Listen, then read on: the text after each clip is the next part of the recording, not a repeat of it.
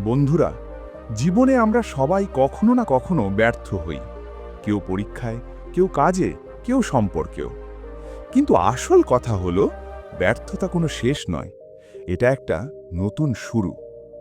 আজকের গল্পে আমরা জানব এমন একজন তরুণের গল্প, যে একবার নয়, বারবার ব্যর্থ হয়েছে, কিন্তু তবুও হাল ছাড়েনি। আর তার সেই অদম্য ইচ্ছাশক্তি তাকে পৌঁছে দিয়েছিল এমন এক জায়গায়, যা একসময় অসম্ভব মনে হতো। তাহলে চলুন শুরু করি আজকের গল্প। একবার ব্যর্থ হওয়া মানে শেষ নয়।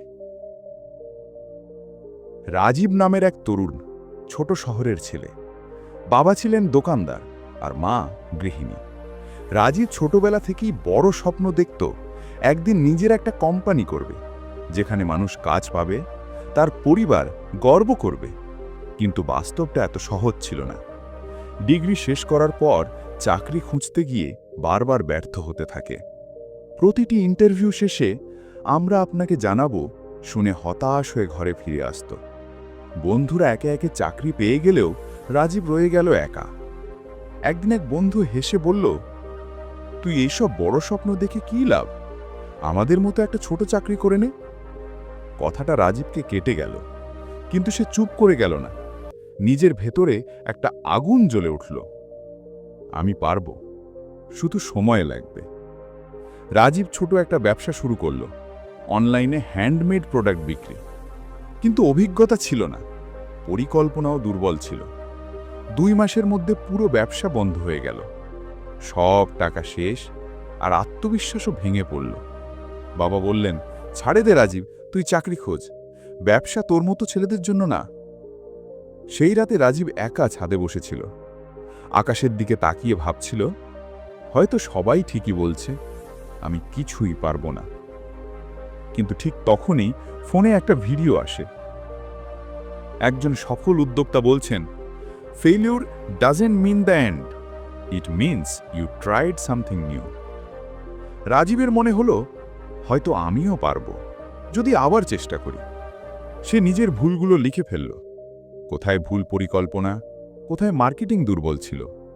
প্রতিদিন ইউটিউবে শেখা শুরু করল, বই পড়ল, নতুন স্কিল শিখল। তারপর আবার শুরু করল, এবার আরও ছোট পরিসরে, আরও পরিকল্পনা করে। দ্বিতীয়বার ব্যবসা শুরু করার পরেও অনেক সমস্যা এলো। প্রোডাক্ট ডেলিভারিতে দেরি, কাস্টমারের অভিযোগ আর অর্থের অভাব। অনেকেই বলতো, দেখলে আবারও ব্যর্থ হচ্ছিস। কিন্তু এবার রাজীবের ভেতরে আগের মতো ভয় ছিল না। সে জানত, একবার ব্যর্থ হওয়া মানে শেষ নয়, বরং আবার উঠে দাঁড়ানোর সুযোগ।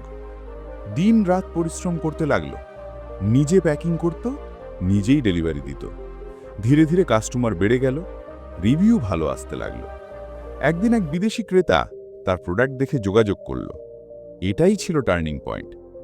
সেই অর্ডার থেকেই রাজীবের ছোট ব্যবসা বড় আকার নিল। কয়েক বছর পর রাজীবের কোম্পানিতে এখন 30 জন কর্মচারী। যে বাবা একদিন বলেছিলেন ছাড়ে দে, আজ তিনি গর্ব করে বলেন, ও আমার ছেলে, নিজের কোম্পানি চালায়। রাজীবের গল্প এখন অনেকের অনুপ্রেরণা, কিন্তু সে আজও বলে, আমি সফল হইনি একবারে, আমি সফল হয়েছি বারবার ব্যর্থ হয়ে। বন্ধুরা, রাজীবের গল্প আমাদের শেখায়, ব্যর্থতা কোনো শেষ নয়, এটা কেবল শেখার শুরু। প্রতিটি ব্যর্থতা আমাদের কিছু না কিছু শেখায়, আমাদের আরও শক্তিশালী করে। তুমি হয়তো এখন ব্যর্থ হচ্ছ, কিন্তু একদিন এই ব্যর্থতাগুলি তোমার সাফল্যের গল্প হবে। তাই হাল ছেড়ো না, চেষ্টা চালিয়ে যাও। যদি এই গল্পটা তোমাদের ভালো লেগে থাকে, তাহলে ভিডিওটা লাইক করো, তোমার বন্ধুদের সাথে শেয়ার করো। আর নতুন এমন অনুপ্রেরণামূলক গল্প পেতে চ্যানেলটা সাবস্ক্রাইব করতে ভুলে যেও না। ধন্যবাদ।